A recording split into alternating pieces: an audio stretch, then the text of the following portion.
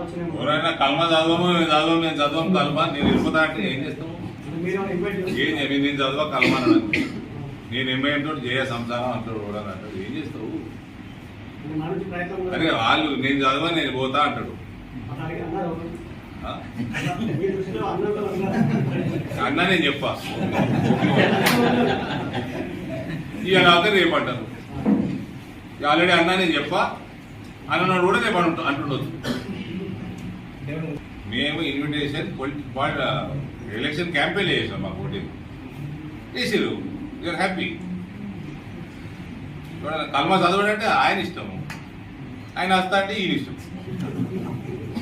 మరి ఏముందండి నిమిత్త మాత్రం కార్యకర్తలు ఇది ఆయన అధ్యక్షతను పనిచేస్తాం అని నేను చెప్తే చేస్తాం. కార్యకర్త కర్మ కలిపితే కార్యకర్త అవుతుంది.